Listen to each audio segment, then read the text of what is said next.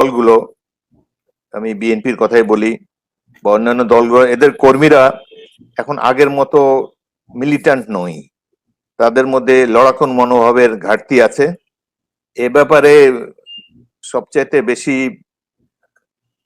লড়াকু মনে হয় যে আমার ইসলামী যে দলগুলো, তাদের যে মিছিল দেখি রাজপথে, তাদের যে সংখ্যা অ্যামেজিং। ট্র্যাডিশনাল রাজনৈতিক দলগুলোর কর্মী যারা আছে, তারা যদি রাজপথে ভালোভাবে নামে, সাহস করে নামে, তাহলে মনে হয় আগে পুলিশ যেভাবে নির্বিচারে গুলি চালাতে পারতো, এখন পরিস্থিতির কিছুটা উত্তরণ ঘটেছে। এখন আর সেই ধরনের অটোক্রেটিক বিহেভিয়ার হয়তো করা সম্ভব হবে না। তবে এই দেশে সাধারণ মানুষ রাজপথে নামবে বলেই মনে হচ্ছে। সেটা এখন কাদের নেতৃত্বে নামবে এটি বলা মুশকিল। 1971 সালে যুদ্ধ কিন্তু ছিল সাধারণ মানুষের যুদ্ধ। সেনা সদস্যরা, তৎকালীন মেজর জিয়াউর রহমান বা আমরা যারা বিভিন্ন অঞ্চল থেকে বিদ্রোহ করেছি, পাক সেনাবাহিনীর থেকে জনতার কাতারে যোগ দিয়েছিলাম, এখন বর্তমানে পরিস্থিতি কি দাঁড়াতে পারে সম্পূর্ণ বোঝার বাইরে। তবে সাধারণ মানুষের অংশগ্রহণ হবেই বাংলাদেশে, এটি আমার মনে হয়। 71-এ যেরকম সাধারণ ছাত্র যুবকেরা ঘর বাড়ি ছেড়ে এসে অস্ত্র হাতে নিয়ে যুদ্ধে নেমেছিল, সেই ধরনের পরিস্থিতি আবারও বাংলাদেশে হতে পারে। তবে কোন পরিস্থিতি হবে, কবে হবে, এটি বলা মুশকিল। তবে বাংলাদেশের সাধারণ মানুষ কিন্তু গণতন্ত্র প্রিয়। তারা এই গণতন্ত্রহীন অবস্থা, যেখানে কোনো আইনের শাসন নাই, মানুষের মৌলিক অধিকার নাই, বাক স্বাধীনতা নাই, সমাবেশের স্বাধীনতা নাই, এবং ধর্ষণ হাত থেকে মুক্তি পাচ্ছে না, নারীর সম্ভ্রম আজকে বিপদের সম্মুখীন, সবকিছু মিলিয়ে মনে হয় যে দেশে একটা বিস্ফোরণমুখ পরিস্থিতির সম্মুখীন আমরা হয়েছি। সেখানে সাধারণ মানুষকেই অংশগ্রহণ করতে হবে, সাধারণ মানুষকে এই দেশ ঠিক করতে হবে। মেজর হাফিজ, আপনি বিএনপির শীর্ষ নীতি নির্ধারণী পর্যায়ের একজন মানুষ, ছয়বারই নির্বাচিত সংসদ সদস্য। আপনি কি মনে করেন যে বিএনপির এখানে দায়িত্ব কতটুকু, বা বিএনপি বর্তমান পরিস্থিতিতে কিভাবে অংশ নেবে? আপনাদের কোনো স্ট্র্যাটেজিক কোনো পরিকল্পনা আছে কিনা? একটা কথা বলে নেওয়া ভালো, বিএনপি একটি বিশাল রাজনৈতিক দল, কিন্তু এই দলে আমার তেমন কোনো গুরুত্ব নেই। এবং আজকে আমি এখানে আপনার সামনে আলাপচারিতায় অংশ নিচ্ছি আমার ব্যক্তিগত ক্যাপাসিটি থেকে। দলীয় আমার মতবাদকে কেউ দলীয় মতবাদ ভাববেন না, দলে আমার তেমন কোনো গুরুত্ব নেই। তবে আমি মনে করি যে বিএনপির মতো একটি বিশাল দলের এই মুহূর্তে সবচেয়ে গুরুত্বপূর্ণ ভূমিকা পালন করা উচিত ছিল, যেটি তারা পালন করতে পারছে না। এর প্রধান কারণ হলো, বিএনপির আগে শক্তি ছিল ছাত্র দল, এখন শুধু বিএনপির ছাত্র সংগঠন নয়, অন্যান্য দলের অধিকাংশ দলের ছাত্র সংগঠনই তারা এখন ল্যাপটপ এবং মোবাইল নিয়ে ব্যস্ত, চ্যাটিং এ ব্যস্ত, পাবজি খেলায় ব্যস্ত, ভিডিও গেমসে ব্যস্ত। এগুলো 1971 সালে এই ধরনের সিমটম ছিল না। তখনকার 70 দশকের ছাত্ররা, এমনকি 90 দশকেও ছাত্ররা যতটুকু গণতন্ত্র সচেতন ছিল, গণতন্ত্রের মধ্যে তাদের মধ্যে যে উদগ্র আকাঙ্ক্ষা ছিল, এখন সেটি আমি দেখতে পাচ্ছি না। তবুও বিএনপি এখনো দেশের সবচেয়ে জনপ্রিয় দল। যদি বেগম জিয়া আজকে মুক্ত থাকতেন, তাহলে সিচুয়েশন অনেক ডিফারেন্ট হতো। বেগম জিয়ার যে দেশব্যাপী যে জনপ্রিয়তা এবং যে ইমেজ আছে, তার কথায় যতটুকু আলোড়িত হয় জনগণ, বিএনপি অন্য কোনো নেতা নাই যিনি জনগণকে এভাবে মাঠে নামাতে পারবেন, যার কথায় জনগণ এসে জীবন বাজি রেখে রাজপথে নামবে। মেজর হাফিজ, তবে আপনি যেটা বলছিলেন যে নিশ্চয়ই এই যে তরুণ প্রজন্ম, তারা তো খুব কাছে থেকে দেখছে এই ফ্যাসিবাদী সরকারের ভয়ঙ্কর রূপ। নিশ্চয়ই তারা তাদের ভিডিও গেম, ল্যাপটপ আর চ্যাটিং ছেড়ে নিশ্চয়ই রাজপথে নামবে, কারণ বাঙালি যখন নামে তখন একেবারে জীবন বাজি রেখেই নামে। তো একটি বিষয় আপনার কাছে যেতে চাই যে সবাই জানে যে এই সরকার আমাদের প্রতিবেশী রাষ্ট্রের প্রতি অনেক বেশি নির্ভরশীল। মানে প্রতিবেশীর সম্পর্ক এখন স্বামী স্ত্রীর সম্পর্ক, প্রতিবেশীর সম্পর্ক এখন আপনার কি একজনের সঙ্গে আত্মার সম্পর্ক, একজনের সঙ্গে অর্থের সম্পর্ক।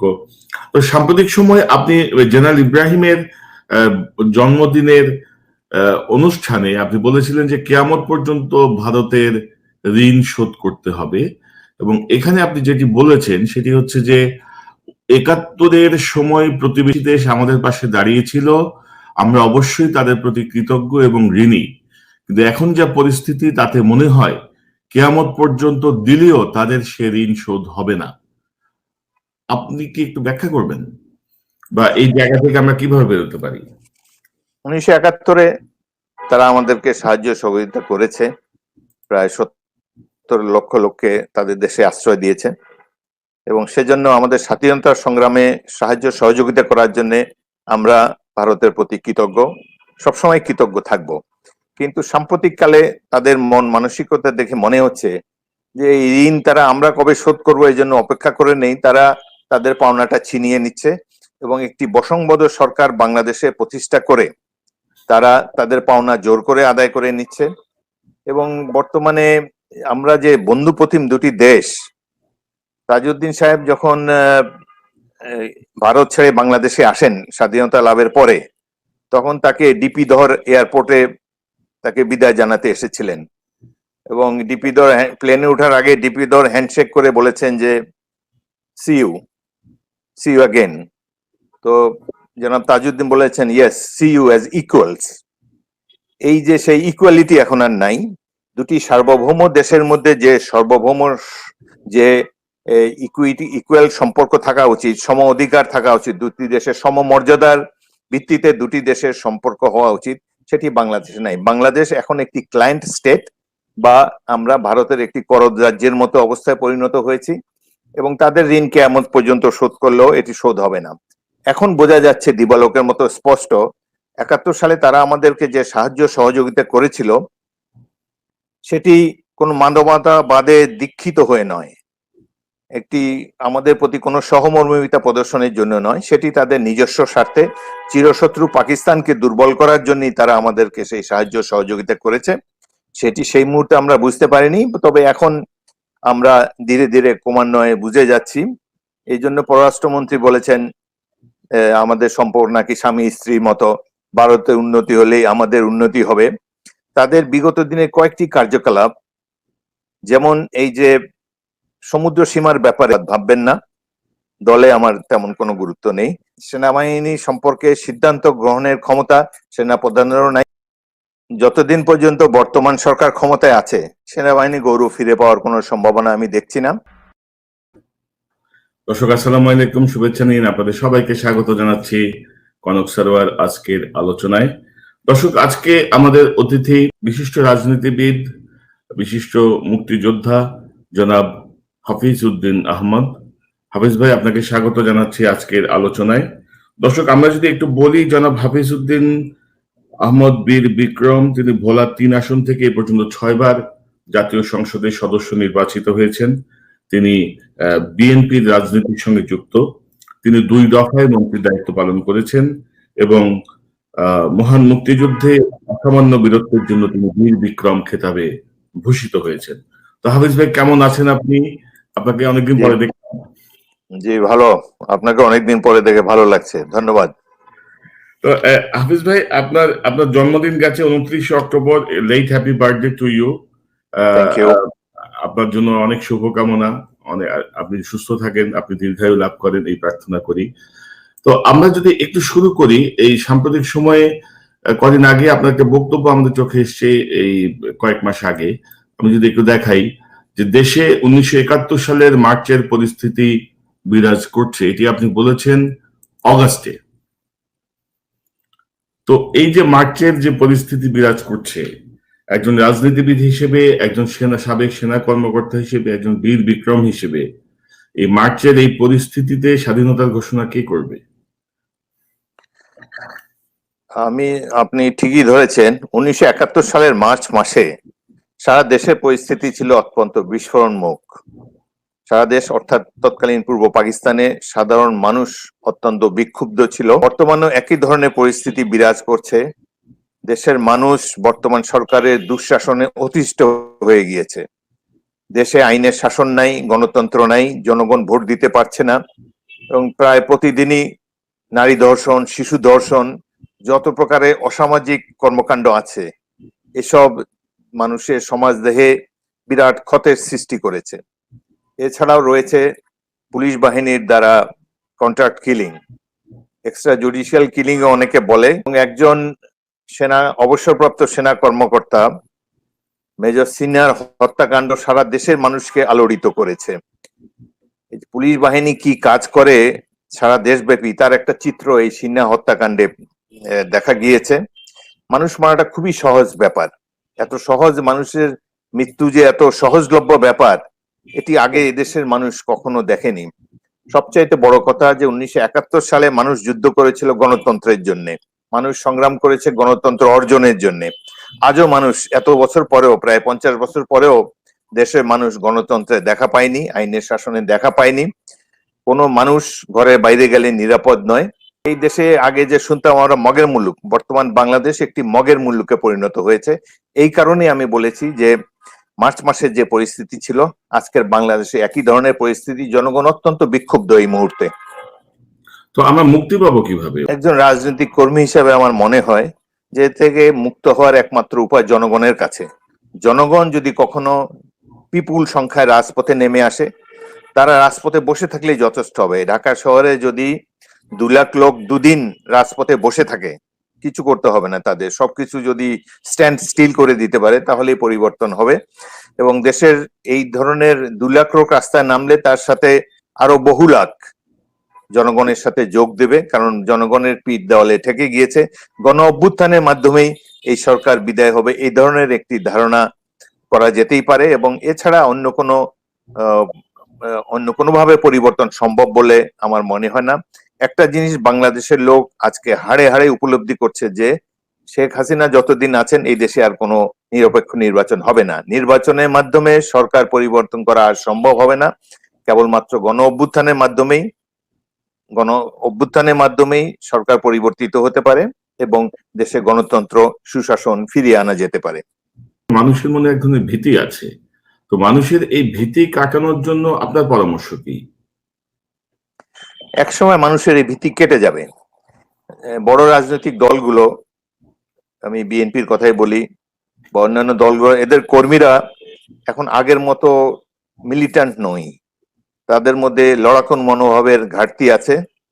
এ ব্যাপারে সবচাইতে বেশি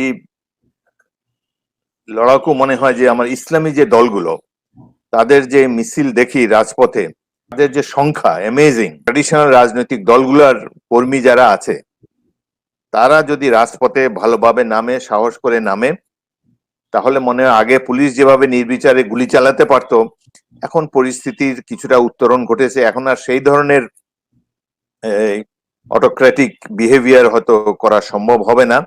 তবে এই দেশে সাধারণ মানুষ রাজপথে নামবে বলেই মনে হচ্ছে। সেটা এখন কাদের নেতৃত্বে নামবে এটি বলা মুশকিল। 1971 সালে যুদ্ধ কিন্তু ছিল সাধারণ মানুষের যুদ্ধ। সেনা সদস্যরা, তৎকালীন মেজর জিয়াউর রহমান বা আমরা যারা বিভিন্ন অঞ্চল থেকে বিদ্রোহ করেছি, পাক সেনাবাহিনীর থেকে জনতার কাতারে যোগ দিয়েছিলাম। এখন বর্তমানে পরিস্থিতি কি দাঁড়াতে পারে সম্পূর্ণ বোঝার বাইরে। তবে সাধারণ মানুষের অংশগ্রহণ হবেই বাংলাদেশে, এটি আমার মনে হয়। 71-এ যেরকম সাধারণ ছাত্র যুবকেরা ঘর বাড়ি ছেড়ে এসে অস্ত্র হাতে নিয়ে যুদ্ধে নেমেছিল, সেই ধরনের পরিস্থিতি আবারও বাংলাদেশে হতে পারে। তবে কোন পরিস্থিতি হবে, কবে হবে, এটি বলা মুশকিল। তবে বাংলাদেশের সাধারণ মানুষ কিন্তু গণতন্ত্র প্রিয়। তারা এই গণতন্ত্রহীন অবস্থা, যেখানে কোনো আইনের শাসন নাই, মানুষের মৌলিক অধিকার নাই, বাক স্বাধীনতা নাই, সমাবেশের স্বাধীনতা নাই, এবং ধর্ষণ হাত থেকে মুক্তি পাচ্ছে না, নারীর সম্ভ্রম আজকে বিপদের সম্মুখীন, সবকিছু মিলিয়ে মনে হয় যে দেশে একটা বিস্ফোরণমুখ পরিস্থিতির সম্মুখীন আমরা হয়েছি। সেখানে সাধারণ মানুষকেই অংশগ্রহণ করতে হবে, সাধারণ মানুষকে এই দেশ ঠিক করতে হবে। মেজর হাফিজ, আপনি বিএনপির শীর্ষ নীতি নির্ধারণী পর্যায়ের একজন মানুষ, 6বারের নির্বাচিত সংসদ সদস্য। আপনি কি মনে করেন যে বিএনপির এখানে দায়িত্ব কতটুকু, বা বিএনপি বর্তমান পরিস্থিতিতে কিভাবে অংশ নেবে? আপনাদের কোনো স্ট্র্যাটেজিক কোনো পরিকল্পনা আছে কিনা? একটা কথা বলে নেওয়া ভালো, বিএনপি একটি বিশাল রাজনৈতিক দল, কিন্তু এই দলে আমার তেমন কোনো গুরুত্ব নেই। এবং আজকে আমি এখানে আপনার সামনে আলাপচারিতায় অংশ নিচ্ছি আমার ব্যক্তিগত ক্যাপাসিটি থেকে। দলীয় আমার মতবাদকে কেউ দলীয় মতবাদ ভাববেন না, দলে আমার তেমন কোনো গুরুত্ব নেই। তবে আমি মনে করি যে বিএনপির মতো একটি বিশাল দলের এই মুহূর্তে সবচেয়ে গুরুত্বপূর্ণ ভূমিকা পালন করা উচিত ছিল, যেটি তারা পালন করতে পারছে না। এর প্রধান কারণ হলো বিএনপির আগে শক্তি ছিল ছাত্র দল, এখন শুধু বিএনপির ছাত্র সংগঠন নয়, অন্যান্য দলের অধিকাংশ দলের ছাত্র সংগঠনই তারা এখন ল্যাপটপ এবং মোবাইল নিয়ে ব্যস্ত, চ্যাটিং এ ব্যস্ত, পাবজি খেলায় ব্যস্ত, ভিডিও গেমসে ব্যস্ত। এগুলো 1971 সালে এই ধরনের সিমটম ছিল না। তখনকার 70 দশকের ছাত্ররা, এমনকি 90 দশকেও ছাত্ররা যতটুকু গণতন্ত্র সচেতন ছিল, গণতন্ত্রের মধ্যে তাদের মধ্যে যে উদগ্র আকাঙ্ক্ষা ছিল, এখন সেটি আমি দেখতে পাচ্ছি না। তবুও বিএনপি এখনো দেশের সবচেয়ে জনপ্রিয় দল। যদি বেগম জিয়া আজকে মুক্ত থাকতেন তাহলে সিচুয়েশন অনেক ডিফারেন্ট হতো। বেগম জিয়ার যে দেশব্যাপী যে জনপ্রিয়তা এবং যে ইমেজ আছে, তার কথায় যতটুকু আলোড়িত হয় জনগণ, বিএনপি অন্য কোনো নেতা নাই যিনি জনগণকে এভাবে মাঠে নামাতে পারবেন, যার কথায় জনগণ এসে জীবন বাজি রেখে রাজপথে নামবে। মেজর হাফিজ, তবে আপনি যেটা বলছিলেন যে নিশ্চয়ই এই যে তরুণ প্রজন্ম, তারা তো খুব কাছে থেকে দেখছে এই ফ্যাসিবাদী সরকারের ভয়ঙ্কর রূপ। নিশ্চয়ই তারা তাদের ভিডিও গেম, ল্যাপটপ আর চ্যাটিং ছেড়ে নিশ্চয়ই রাজপথে নামবে, কারণ বাঙালি যখন নামে তখন একেবারে জীবন বাজি রেখেই নামে। তো একটি বিষয় আপনার কাছে যেতে চাই যে সবাই জানে যে এই সরকার আমাদের প্রতিবেশী রাষ্ট্রের প্রতি অনেক বেশি নির্ভরশীল। মানে প্রতিবেশীর সম্পর্ক এখন স্বামী স্ত্রীর সম্পর্ক, প্রতিবেশীর সম্পর্ক এখন আপনার কি একজনের সঙ্গে আত্মার সম্পর্ক, একজনের সঙ্গে অর্থের সম্পর্ক। তো সাম্প্রতিক সময় আপনি জেনারেল ইব্রাহিমের জন্মদিনের অনুষ্ঠানে আপনি বলেছিলেন যে কিয়ামত পর্যন্ত ভারতের ঋণ শোধ করতে হবে, এবং এখানে আপনি যেটি বলেছেন সেটি হচ্ছে যে 71-এর সময় প্রতিবেশী দেশ আমাদের পাশে দাঁড়িয়েছিল, আমরা অবশ্যই তাদের প্রতি কৃতজ্ঞ এবং ঋণী, কিন্তু এখন যা পরিস্থিতি তাতে মনে হয় কিয়ামত পর্যন্ত দিলেও তাদের সে ঋণ শোধ হবে না।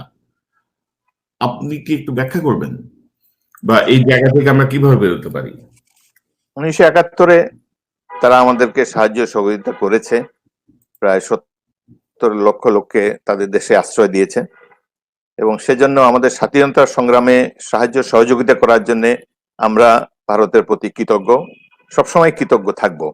কিন্তু সাম্প্রতিককালে তাদের মন মানসিকতা দেখে মনে হচ্ছে যে এই ঋণ তারা আমরা কবে শোধ করবো এই জন্য অপেক্ষা করে নেই, তারা তাদের পাওনাটা ছিনিয়ে নিচ্ছে এবং একটি বশংবদ্ধ সরকার বাংলাদেশে প্রতিষ্ঠা করে তারা তাদের পাওনা জোর করে আদায় করে নিচ্ছে।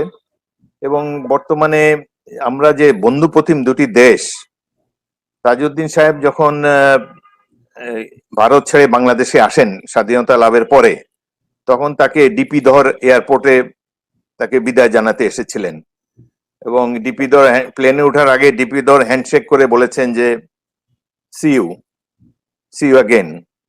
তো জনাব তাজউদ্দিন বলেছেন yes, see you as equals. এই যে সেই ইকুয়ালিটি এখন আর নাই। দুটি সার্বভৌম দেশের মধ্যে যে সার্বভৌম যে ইকুয়াল সম্পর্ক থাকা উচিত, সম অধিকার থাকা উচিত, দুটি দেশের সমমর্যাদার ভিত্তিতে দুটি দেশের সম্পর্ক হওয়া উচিত, সেটি বাংলাদেশে নাই। বাংলাদেশ এখন একটি ক্লায়েন্ট স্টেট, বা আমরা ভারতের একটি করদ রাজ্যের মতো অবস্থায় পরিণত হয়েছি, এবং তাদের ঋণ কিয়ামত পর্যন্ত শোধ করলেও এটি শোধ হবে না। এখন বোঝা যাচ্ছে দিবালোকের মতো স্পষ্ট, 71 সালে তারা আমাদেরকে যে সাহায্য সহযোগিতা করেছিল সেটি কোনো মানবতাবাদে দীক্ষিত হয়ে নয়, একটি আমাদের প্রতি কোনো সহমর্মিতা প্রদর্শনের জন্য নয়, সেটি তাদের নিজস্ব স্বার্থে চিরশত্রু পাকিস্তানকে দুর্বল করার জন্যই তারা আমাদেরকে সেই সাহায্য সহযোগিতা করেছে। সেটি সেই মুহূর্তে আমরা বুঝতে পারিনি, তবে এখন আমরা ধীরে ধীরে ক্রমান্বয়ে বুঝে যাচ্ছি। এই জন্য পররাষ্ট্রমন্ত্রী বলেছেন আমাদের সম্পর্ক নাকি স্বামী স্ত্রীর মতো, ভারতের উন্নতি হলেই আমাদের উন্নতি হবে।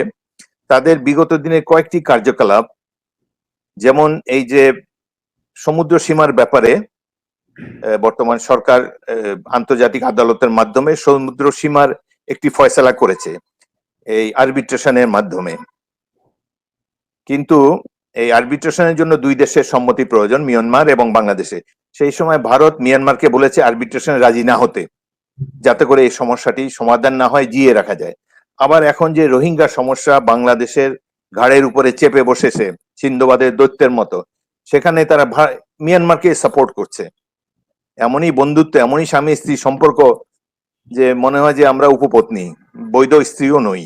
যে কারণে তারা মিয়ানমারকে সমর্থন করে। কোনো একটা আন্তর্জাতিক ইস্যুতে কোনো ধরনের দুর্যোগে আমরা ভারতের কাছ থেকে তেমন কোনো সাহায্য পাই না।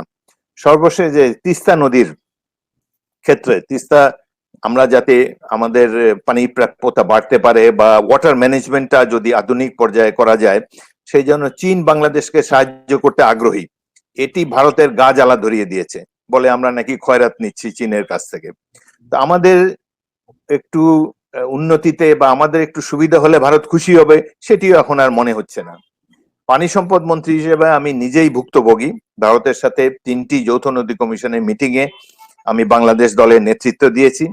সেখানে দেখেছি যে তারা বাংলাদেশকে পানি দিতেই চায় না, এমনকি মিটিং এও বসতে চায় না। শুধুমাত্র যখন তাদের কোনো প্রয়োজন হয় তখন তারা যৌথ নদী কমিশনের মিটিং এ আসে এবং আমাদের প্রত্যেকটা নদীর উপরে তারা অবৈধভাবে বাঁধ নির্মাণ করে এবং নদীর গতি প্রবাহ পরিবর্তন করে বাংলাদেশের মানুষকে পানির ন্যায্য হিস্সা থেকে সবসময় বঞ্চিত করে আসছে। এদিকেই তাকাই, বাংলাদেশ শুধু দিয়েই যাচ্ছে, বিনিময়ে কিছু পাচ্ছে না। এসব দেখে মনে হয় যে ভারত বাংলাদেশ সম্পর্কে পুনর্মূল্যায়ন প্রয়োজন। তো বর্তমান যে পরিস্থিতি, মনে হচ্ছে যেন স্বামী স্ত্রীর সম্পর্কে একটু ফাটল ধরেছে। এটা কি নাটক নাকি আহ, এর মধ্যে কোনো ফ্যাক্ট আছে? আপনি কি মনে করেন? ভারত তো কোনো অর্থনৈতিক ভাবে কোনো বিনিয়োগ করবে না, বাংলাদেশ অর্থনৈতিক ভাবে স্বাবলম্বী হোক এটি তারা চাবে না। এই ধরনের ভারতের সেই আর্থিক সামর্থ্য নাই যেটি চীনের আছে। চীন দক্ষিণ এশিয়াতে, মালদ্বীপ, শ্রীলঙ্কা প্রতিটি দেশে তারা বিপুল বিনিয়োগ করেছে এবং এই বিনিয়োগের দ্বারা তারা কোনো মতামত চাপিয়ে দিচ্ছে না। চীনের ইতিহাসে কোনো দেশকে কলোনাইজ করে নাই। তারা বর্তমানে তাদের বেল্ট অ্যান্ড রোড ইনিশিয়েটিভের মাধ্যমে, দেশগুলোর মাধ্যমে অর্থনৈতিক সাহায্য দিয়েই তাদের প্রভাব বিস্তার করার চেষ্টা করছে। এতে বাংলাদেশ একটা উইন উইন সিচুয়েশন আছে। কিন্তু এই কারণে হয়তো কিছুদিনের জন্য এটা কৌশলগত কারণেও সরকার এই ভূমিকায় থাকতে পারে। তবে আগে এটা সত্যি সত্যি কি তাদের মধ্যে চিট ধরেছে নাকি এটি এই ফাটল ইতিমধ্যে মেরামত হয়েছে, এটি দেখার জন্য আমাদের আরো কিছুদিন অপেক্ষা করতে হবে। জি, জনাব হাফিজউদ্দিন, আপনি জানেন যে সাম্প্রতিক সময়ে মার্কিন যুক্তরাষ্ট্রের সিনেট তাদের পররাষ্ট্রমন্ত্রীকে একটি চিঠি পাঠিয়েছে, যৌথ চিঠি। যে চিঠিতে বলা হয়েছে তারা একটি স্যাংশন চায় আমাদের র্যাবের ঊর্ধ্বতন কর্মকর্তা যারা গুম খুনের সঙ্গে যুক্ত এরকম ব্যক্তিদের তারা আমেরিকায় প্রবেশে একটি নিষেধাজ্ঞা দিতে চায়। নিষেধাজ্ঞা দেওয়ার জন্য অনুরোধ জানিয়েছেন পররাষ্ট্রমন্ত্রীকে। আপনি কিভাবে দেখেন এই বিষয়টিকে? নিশ্চয়ই এটি একটি বাংলাদেশের জন্য চিন্তার বিষয়, কারণ এটি বাংলাদেশের ভাবমূর্তিকে দারুণভাবে বহির্বিশ্বে ক্ষুণ্ণ করেছে এবং 10 জন প্রভাবশালী সিনেটর এবং তাদের মধ্যে একজন আছেন যিনি যদি বাইডেন জিতেন তাহলে তিনি পররাষ্ট্র মন্ত্রীর দায়িত্ব পেতেও পারেন। সুতরাং এবং 10 জন সিনেটরের এই চিঠি অত্যন্ত গুরুত্বপূর্ণ। বাংলাদেশের ক্ষেত্রে চিন্তার বিষয় হলো যে যদি এটিকে সেনাবাহিনী, আমাদের সেনাবাহিনী ইউএন সিস্টেমের সবচাইতে বেশি সৈন্য যোগানদাতা দেশ বাংলাদেশ, কিন্তু যদি তারা মনে করে যে এটি জাতিসংঘ শান্তিরক্ষা বাহিনীতে কার্যকর অংশগ্রহণের জন্য বাংলাদেশের জন্য এটি একটি বিরূপ প্রতিক্রিয়াও দিতে পারে এবং তাহলে বাংলাদেশ প্রকৃত অর্থে ক্ষতিগ্রস্ত হবে যদি এই জেদ ধরে বাংলাদেশ সেনাবাহিনীকে তারা যদি ভবিষ্যতে রক্ষী বাহিনী, জাতীয় শান্তিরক্ষী বাহিনীতে অংশ করতে তারা যদি বাধা সৃষ্টি করে। তবে বাংলাদেশ সরকারের অবিলম্বে উচিত প্রয়োজনীয় ব্যবস্থা গ্রহণ করা, এক্সট্রা জুডিশিয়াল কর্মকাণ্ড, হত্যাকাণ্ডে যারা জড়িত তাদেরকে প্রকাশ্যে বিচার করা এবং কিছুদিন আগে ইতিমধ্যে এই রাজনীতি দুর্বৃত্তায়ন এমন পর্যায়ে পড়েছে যে একজন হাজী সেলিমের ছেলে নৌবাহিনীর একজন লেফটেন্যান্টকে মারধর করে তার দাঁত ভেঙে দিয়েছে। তো এটিতে সামরিক বাহিনীতে বিরূপ প্রতিক্রিয়া হতে পারে, এই কারণেই সরকার তৎপর হয়ে ইরফানকে গ্রেফতার করেছে। নতুবা এই ধরনের হত্যাকাণ্ড, এই ধরনের মারামারি সরকার কখনো আমলেই নেয় নেই অতীতে। এখন আমার মনে হয় যে সবকিছু মিলিয়ে এই সিনেটরদের চিঠি এবং অবসরপ্রাপ্ত এবং সার্ভিং আর্ম ফোর্সেস অফিসারদেরকে এইভাবে হত্যা এবং আক্রমণ করার কারণে সরকার কিছুটা টালমাটাল অবস্থায় আছে, এই কারণে হয়তো তাদের এই তৎপরতা। তবে বাংলাদেশের জন্য বহির্বিশ্বে ভাবমূর্তি অনেক ক্ষুণ্ণ করেছে এক্সট্রা জুডিশিয়াল কিলিং, যেটির জন্য এই সিনেটররা উদ্বেগ প্রকাশ করেছেন। এটি বাংলাদেশের জন্য অত্যন্ত উদ্বিগ্ন হবার মতো একটি বিষয়। ভাবমূর্তি তো নয়, আমাদের শান্তিরক্ষী মিশনে যদি আমাদের অংশগ্রহণ বন্ধ হয়ে যায় তাহলে বৈদেশিক মুদ্রা বঞ্চিত হবে আমাদের তিন বাহিনীর কর্মকর্তা, সৈনিক এবং পুলিশ বাহিনীর লোকজনের যেই আশা থাকে একটা মিশনে যাব, একটা বড় একটা অ্যামাউন্টের ইনকাম করব, আন্তর্জাতিক একটা সিল লাগবে আমার পেশায়, আমার ক্যারিয়ারে, সেটিও তো বন্ধ হয়ে যাবে। সেটি বন্ধ হয়ে যাওয়া খুব ভয়ঙ্কর প্রভাব ফেলবে। আপনার কাছে আমি আমি যেতে চাই, এই যে সিনহা হত্যাকাণ্ড নিয়ে যে নাটকটা হলো, কার্যত কোনো বিচারের দিকে কিন্তু যাচ্ছে না এটা। তো আপনি কি মনে করেন একজন সাবেক সেনা কর্মকর্তা হিসেবে, রাওয়া ক্লাব, আপনাদের অবসরপ্রাপ্ত অফিসারদের যে সংগঠন রাওয়া, তারাও অনেক কিছু বলল, এখন দেখি সব চুপচাপ। তো কি মনে করেন আপনি, একটু সংক্ষেপে যদি একটু বলেন। আমি এতদিন এসব নিয়ে অত্যন্ত চুপচাপ ছিলাম, কারণ আমি কিছু বললেই হয়তো এটাকে রাজনীতিকরণ করা হতে পারে, এটিকে বিএনপির মত বলে তারা কেউ কেউ ধারণা করতে পারেন, অপপ্রচার চালাতে পারেন। অপেক্ষা করেছিলাম যে সিনহা হত্যাকাণ্ডের সুষ্ঠু বিচার নিশ্চয়ই হবে, কিন্তু এখন যতই দিন যাচ্ছে আমার মনেও এবং অন্যান্য অবসরপ্রাপ্ত সামরিক কর্মকর্তাদের মনেও শঙ্কা উদয় হয়েছে যে সঠিক বিচার হয়তো পাওয়া যাবে না। এর প্রধান কারণ হলো যে ওসি প্রদীপ বন্দি অবস্থায় প্রিজন ভ্যানের ভেতরে থেকে যেভাবে মোবাইলে বক্তব্য প্রচার করেছে, তাতে বোঝা যায় যে সমগ্র পুলিশ ফোর্সটি তার পক্ষেই আছে, এবং এ ধরনের একটি বেআইনি কর্মকাণ্ড পরিচালনা করার পরও তার কোনো শাস্তি হয় নাই। এবং পুলিশ বাহিনী বর্তমানে সরকারের কাছে অত্যন্ত গুরুত্বপূর্ণ। এই সরকার একটি পুলিশের উপর নির্ভর করে আছে। বাংলাদেশ আজকে একটি পুলিশ স্টেট, এতে কোনো সন্দেহ নাই, এবং এই সরকারকে ক্ষমতায় রেখেছে পুলিশ বাহিনী। নির্বাচনের আগের রাত্রে যে ভোটের বাক্স ভর্তি করে দেওয়া হয় ব্যালট দিয়ে, সেটি পুলিশ বাহিনীর দায়িত্বে এটি করা হয়। সারা বাংলাদেশে এই কাজটি করেছে, এবং তথাকথিত নির্বাচনের পরে তাদেরকে নগদ টাকা বিতরণ করা হয়েছে। যে কোনো পুলিশ স্টেশনে আপনি খোঁজ নেন, পুলিশের সকল সদস্য সর্বোচ্চ থেকে সর্বনিম্ন পর্যন্ত তারা এই লুটের মালের ভাগ পেয়েছে। এই কি অকল্পনীয় একটি ব্যাপার বাংলাদেশে ঘটে যাচ্ছে। বাংলাদেশের নির্বাচনের নামে যে প্রহসন, পৃথিবীর ইতিহাসে এই ধরনের প্রহসন এবং এই ধরনের রিগিং অতীতে কখনো হয় নাই। সুতরাং এই কারণে পুলিশকে তাদের প্রয়োজন। সেনাবাহিনীকে নানা জিনিসপত্র দিয়ে বা নানা সুযোগ সুবিধা দিয়ে ক্যান্টনমেন্টের মধ্যে সন্তুষ্ট করে রাখা সম্ভব। তারা হয়তো রাজনীতি নিয়ে এখন আর যাতে মাথা না ঘামায় সেই ধরনের ব্যবস্থা সরকার নিচ্ছে। তাদেরকে না চাইতে অনেক কিছু দেওয়া হচ্ছে, কিন্তু পুলিশ বাহিনীর সাথে তাদের দৈনন্দিন কারবার। পুলিশ দিয়েই মিটিং মিছিল ছত্রভঙ্গ করতে হয়, পুলিশ দিয়েই নির্বিরোধী সৎ দেশপ্রেমিক মানুষকে গ্রেফতার করতে হয়, মিথ্যা মামলা সাজাতে হয়, এবং সর্বোপরি পুলিশকে দিয়েই নির্বাচনে ভোট রিগিং করতে হয়। এসব কারণে পুলিশ বাহিনী তাদের প্রয়োজন, এবং পুলিশ বাহিনী যেহেতু বোঝাই যাচ্ছে তারা প্রদীপের পক্ষে, সুতরাং এই ক্ষেত্রে ন্যায় বিচার পাওয়ার সুদূর পরাহত বলেই আমার মনে হচ্ছে। তো আপনাদের রাওয়ার ভূমিকা কি এখানে? আপনারা যেভাবে জিহাদ ঘোষণা করলেন প্রথম দিকে। রাওয়া হলো সুখী মানুষের সংসার। এখানে সবাই রিটায়ার করে। এখনকার অফিসার আগের মতো না। আগে অফিসার রিটায়ার করে সাইকেল চালাতো, রিটায়ার্ড অফিসাররা। এখন চাকরিতে থাকতেই যে গাড়ি থাকে, এবং রিটায়ারমেন্টের পরে বাড়ি ভাড়া দিয়ে তাদের আরো হায়ার মডেলের গাড়ি, লেটেস্ট মডেলের গাড়ি তারা ইউজ করতে পারে। তাদের জীবনে অভাব অনটন নাই, সেই কারণে তারা রাজনীতি নিয়ে খুব একটা মাথা ঘামায় না। সিনিয়র ব্যাপারে তারা রিটায়ার্ড রাওয়া যতটুকু ক্ষুব্ধ হয়েছিল সেটি একজন একজন ব্রাদার অফিসারের প্রতি সহমর্মিতা প্রদর্শনের জন্য দেখিয়েছে। কিন্তু এই জন্য তারা রাস্তায় নেমে আন্দোলন করবে এবং সরকারকে নড়বড়ে করে দেবে, এরকম চিন্তা করার কোনো কারণ নেই।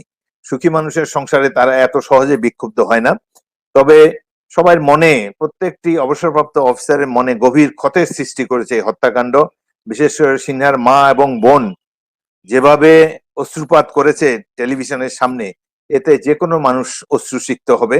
অত্যন্ত দুঃখের বিষয়। এইভাবে মৃত্যুর পরও তার বুকে পা দিয়ে যেভাবে তার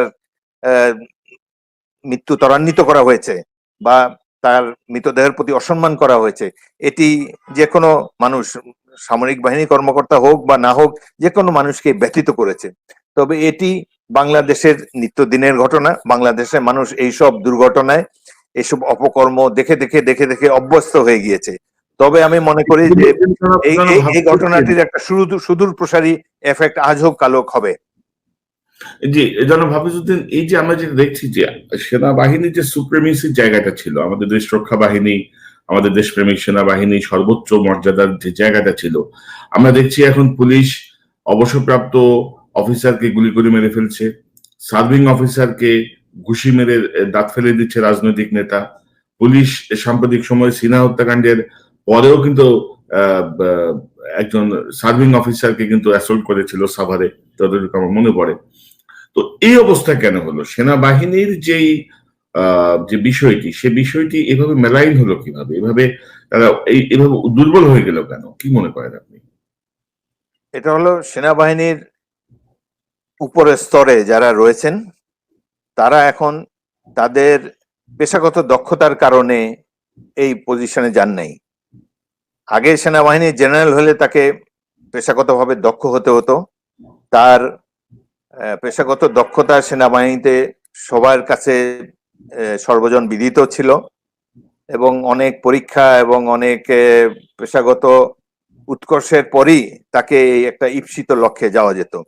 কিন্তু এখনকার সর্বোচ্চ পদে এবং আরো গুরুত্বপূর্ণ সেনাবাহিনী যারা রয়েছেন তারা পেশাগত দক্ষতার কারণে এই পজিশনে আসেননি। এর ফলে সেনাবাহিনীরই ইমেজ ক্ষুণ্ণ হয়েছে, যার জন্য বাইরের জগতেও, বাইরের সিভিল সোসাইটিতেও সেনাবাহিনীর সেই আগের সেই ইমেজ আর নাই। এবং তাছাড়া এই যে 1/11 পর এবং বিশেষ করে গত যে 30শে ডিসেম্বরে 2018 সালে যে নির্বাচনটা হলো, সেই নির্বাচনের পরে সেনাপ্রধান বলেছেন যে এত ভালো নির্বাচন তিনি তার জন্মেও দেখেননি। তো সুতরাং এই ধরনের মন্তব্য সেনাবাহিনীকে জনগণের চোখে অত্যন্ত নিচে নামিয়ে দিয়েছে এবং এই সেনাবাহিনী যে সরকারি দলের ইচ্ছা পূরণের হাতিয়ার, এটি এখন সাধারণ মানুষ মনে করেছে।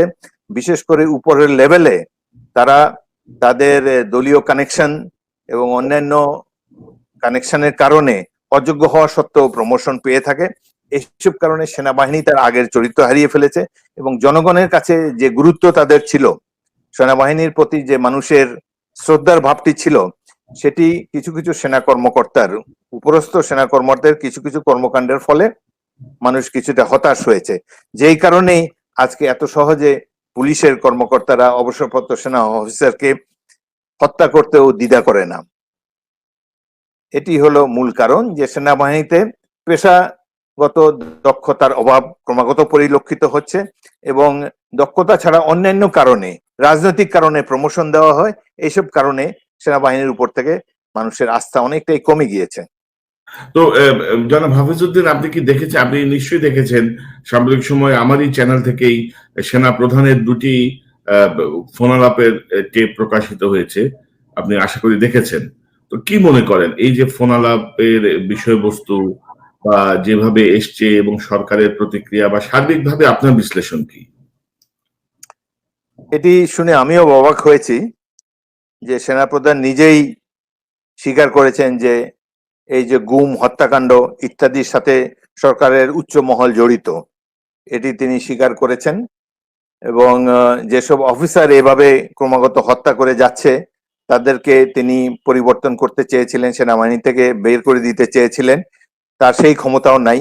বোঝাই যাচ্ছে যে সেনাবাহিনী সম্পর্কে সিদ্ধান্ত গ্রহণের ক্ষমতা সেনাপ্রধানেরও নাই। উপরস্থ রাজনৈতিক মহল এই ধরনের সিদ্ধান্ত গ্রহণ করে থাকে, যেটিও একটি হতাশার একটি কারণ।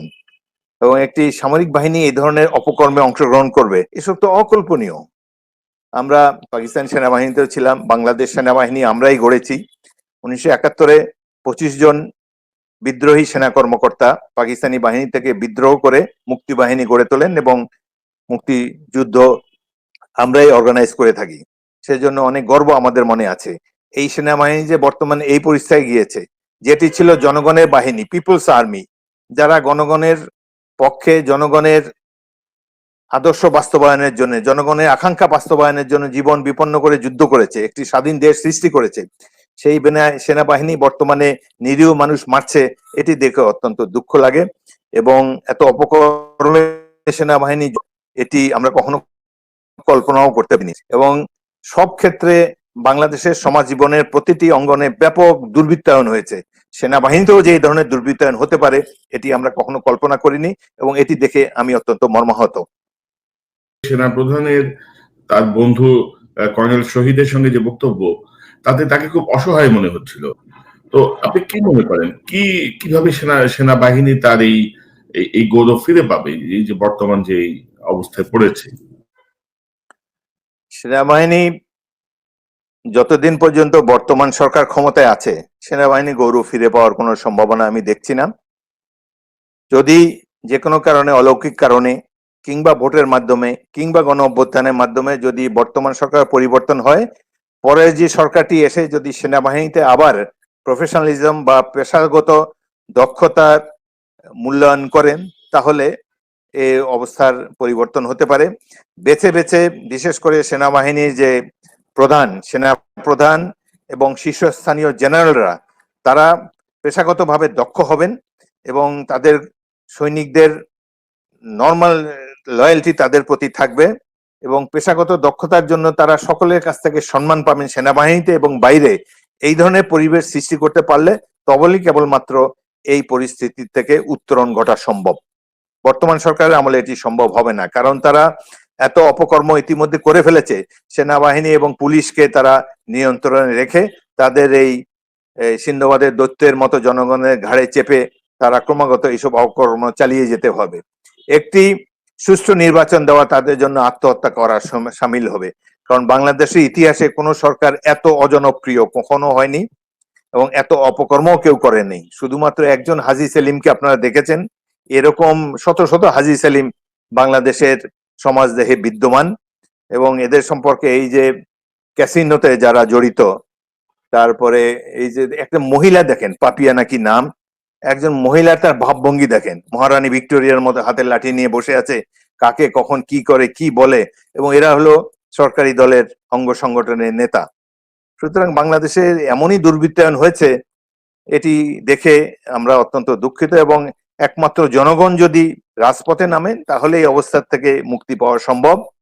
তবে সেনাবাহিনীর নিজেরাই তো নিজেদের সমস্যা সমাধান করতে পারে না। যেখানে সেনাবাহিনীর অফিসারকে এত নির্দয়ভাবে, হোক রিটায়ার্ড, সে এখনো, আর সেনাবাহিনীর যে একটা রিজার্ভ লিস্ট থাকে, যে কোনো সময় তাদেরকে যুদ্ধ লাগলে তাদেরকে ডেকে নেওয়া যেতে পারে, এই মেজর সিনিয়র রিজার্ভ লিস্টের অন্তর্গত একজন সামরিক ব্যক্তিত্ব, তাকে যেভাবে মেরেছে, মারার পর তার মৃতদেহকে যেভাবে অসম্মান করেছে, এতে বোঝা যায় যে সেনাবাহিনী এখন আর কোনো ফ্যাক্টর না বাংলাদেশে, এবং এর জন্য সেনাবাহিনীর সিনিয়র অফিসাররাই দায়ী। তো এই যে সার্বিক পরিস্থিতি, মেজর হাফিজ, আপনি যা বলছিলেন, আপনার কথায় আমার মনে হচ্ছে যেন আপনি অনেক বেশি হতাশ, কিন্তু যে বীর বিক্রম খেতাব আপনার নামের সঙ্গে আছে, সেই জায়গায় আমরা মনে করি যে আপনার আরো তৎপর হওয়া প্রয়োজন, আপনার আরো সাহসী ভূমিকা আমার মনে হয় যে বাংলাদেশের মানুষ দেখতে চায়। আপনি ঠিকই বলেছেন। তো আমি কিছুদিন আগেও অনেক তৎপর ছিলাম। এই সরকার আমলে 4বার জেলে গিয়েছি, 4বারই রাজপথ থেকে আমাকে ধরেছে, আমাকে বাসার থেকে ধরে নিয়ে যায়নি পুলিশ। তবে হতাশ আমি নই, কারণ এই অবস্থা তো চলতে পারে না। বর্তমানে বাংলাদেশের রাষ্ট্র ব্যবস্থা এমন একটা পর্যায়ে উপস্থিত হয়েছে যে এর চেয়ে খারাপ হওয়া সম্ভব না, এবং বাংলাদেশের মানুষের একটা ঐতিহ্য আছে, তারা পাকিস্তানি বাহিনীর বিরুদ্ধে বীর বিক্রমে লড়াই করেছে, সেই ঐতিহ্য তো আমাদের আছে। সুতরাং একটা সময় এমন হবে যে জনগণ, লাখে লাখে জনগণ রাস্তায় নেমে আসবে তাদের এই অপশাসনের অবসান ঘটাবার জন্য। বাংলাদেশের জনগণ এই সরকার সহ্য করবে না, এই অপকর্ম এবং এই দুঃশাসনকে সহ্য করবে না, এই বিশ্বাস আমার আছে। তবে সেটি কবে, 1 সপ্তাহ পরে না 1 বছর পরে, সেটি দেখার জন্য অপেক্ষা করতে হবে। তবে এই অবস্থার অবসান করতে বাধ্য। এত খারাপ একটা সরকার, এত খারাপ, এত দুর্বৃত্তায়ন কখনো বাংলাদেশের মানুষ মেনে যাবে না। বিশেষ করে আমাদের লোক গণতন্ত্র প্রিয়। সেই 1857 সালের বিদ্রোহ বাঙালিরা করেছে, 1937-এ ভোট দিয়ে বা 1946-এ ভোট দিয়ে পাকিস্তানে এনেছে এখানকার বাঙালিরা। সেই বাঙালিরা এতদিনে যে ভোট দানে অভ্যস্ত, সেই ভোটাধিকার তাদের কাছ থেকে কেড়ে নিয়েছে, এর একটা প্রতিবাদ বাংলাদেশের জনগণ করবে। যে গণতন্ত্রের জন্য 71 সালে এই দেশের জনগণ যুদ্ধ করেছে, সেই গণতন্ত্রকে এভাবে হাওয়ায় মিলিয়ে যেতে এই দেশের জনগণ দেবে না। তারা নিশ্চয়ই বলিষ্ঠ পদক্ষেপে রাজপথে নামবে, এবং সেদিনে আমার বয়স এখন ৭৬ বছর। সেই গণতন্ত্রকামী জনতার কাতারে আমিও থাকতে নিশ্চয়ই আগ্রহী আছি। জনাব হাফিজউদ্দিন আহমদ বীর বিক্রম, আপনাকে অসংখ্য ধন্যবাদ। আপনি অনেক মূল্যবান কথা বলেছেন আপনার অভিজ্ঞতার আলোকে। তবে আমরা আপনাকে আরো কার্যকর ভূমিকায় দেখতে চাই। আমরা চাই যে আপনি বাংলাদেশ গণতন্ত্রে ফিরে যাবে সেই জায়গায় আপনি আপনার গুরুত্বপূর্ণ ভূমিকা রাখবেন, যেমনটি রেখেছিলেন ৭১-এর রণাঙ্গনে। অনেক ধন্যবাদ। আপনার সাথে কথা বলে ভালোই লাগলো। আপনি একজন সংগ্রামী সাংবাদিক, সত্যি কথা বলার জন্য আজকে নির্বাসিত জীবন যাপন করছেন। আপনারও আমি মঙ্গল কামনা করি, এবং বাংলাদেশ আরো সমৃদ্ধ হোক, গণতান্ত্রিক ব্যবস্থা ফিরে আসুক, এই কামনা করে আপনাকে ধন্যবাদ জানাচ্ছি। জি, ধন্যবাদ। দর্শক, আমরা কথা বলছিলাম জনাব হাফিজউদ্দিন আহমদ বীর বিক্রম। তার কাছ থেকে অনেক মূল্যবান কথা শুনলাম, অনেক সুন্দর বিশ্লেষণ শুনলাম। একজন বীর মুক্তিযোদ্ধা, একজন রাজনীতিবিদ, যিনি ৬বার নির্বাচিত হয়েছেন জাতীয় সংসদের সদস্য হিসেবে, যিনি 2বার মন্ত্রীর দায়িত্ব পালন করেছেন। তার রাজনৈতিক অভিজ্ঞতা, সামরিক অভিজ্ঞতা, রণাঙ্গনের অভিজ্ঞতা সবকিছু মিলিয়ে তিনি আমাদের কিছু চিন্তার খোরাক দিয়েছেন। নিশ্চয়ই